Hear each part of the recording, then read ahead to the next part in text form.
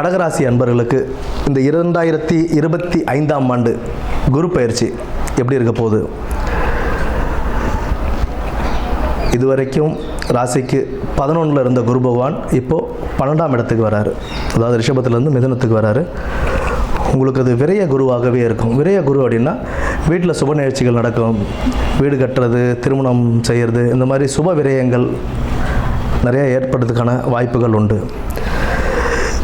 இதில் நம்ம முக்கியமாக பார்க்குறது கடகத்துக்கு அஷ்டம சனியிலிருந்து அவங்க இப்போ வெளியே வராங்க. அதுவே பாதிக்கு மேலே நல்ல ரிலீஃப் கொடுக்கும். கிட்டத்தட்ட 2.5-3 வருஷமாகவே அவங்க பட்ட பாடுகள், அவங்களுக்கு இருந்த கஷ்டங்கள் இதெல்லாம் விலகி அதுலேருந்து வெளியில் வரப்போகிற பொன்னான காலமாக இருக்கிற நேரத்தில் குரு பகவான் சுப விரயங்கள் கொடுக்கும்போது வீட்டில் நல்ல விசேஷங்கள் நடக்கிறது, போகிறது வர்றது, ப்ளஸ்ஸு நல்ல கவனத்தோடு செயல்பட்டு இருந்தாங்க அப்படின்னா வீடு நல்ல கவனத்துடன் செயல்பட்டால் வீடு, வாகனம், பொருள் சேர்க்கை இதெல்லாமே நல்லபடியாகவே நடக்கும்.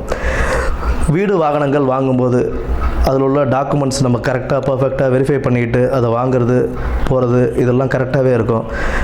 பர்ஃபெக்டாக எல்லா டாக்குமெண்ட்டும் பர்ஃபெக்டாக வெரிஃபை பண்ணிக்கிட்டு அதுக்கப்புறம் ரிஜிஸ்ட்ரேஷன் பண்ணுறது பெஸ்ட்டாக இருக்கும். 12ஆம் இடத்துல குரு வரதுனால வெளிநாட்டுக்கு ட்ரை பண்ணுறவங்க, வெளியூர் வெளிநாடுகளுக்கு ட்ரை பண்ணுறவங்களுக்கு நல்ல ஒரு சான்ஸாகவே இருக்கும், நல்லபடியாகவே கிடைக்கும். பட் கிடைக்கும்போது அதில் நம்ம வந்துட்டு பர்ஃபெக்டாக அதனுடைய லீகல் ப்ரொசீஜர் படி டாக்குமெண்ட்ஸ் ரெடி பண்ணுறாங்களா, கரெக்டான கம்பெனியோடைய இது எப்படி இருக்குது, இது எல்லாமே செக் பண்ணிக்கிட்டு நம்ம போகிறது நமக்கு ஒரு நல்ல வாய்ப்பாகவே அமையும். 12ஆம் இடத்துல குரு கடன் கொடுக்கறது வாங்கிறதுல ரொம்ப கவனமாக இருக்கணுங்க. இந்த டைமில் நம்ம கடன் வாங்கினாலும் திருப்பி கொடுக்க முடியுமான்னு நம்ம பார்த்துக்கிட்டு அதுக்கு உண்டான முன்னெச்சரிக்கையாக நம்ம எல்லாமே செக் பண்ணிவிட்டு, நம்ம இப்போ ஒரு 5 லட்ச ரூபா கடன் வாங்குகிறோம், 5 லட்ச ரூபா நம்மளால் திருப்பி கட்ட முடியுமா, எப்போ கட்டுவோம், லோன் போடுறோம், அந்த லோனை நம்மளால் திருப்பி கட்ட முடியுமா அப்படின்றதெல்லாம் ரொம்ப பார்த்துக்கணும். ஏன்னா 12ஆம் இட குரு இருக்கும்போது நம்ம கடன் வாங்கினாலோ இல்லை கொடுத்தாலோ அதில் ஏதாவது ஒரு பிரச்சனைகள் நமக்கு வரும்.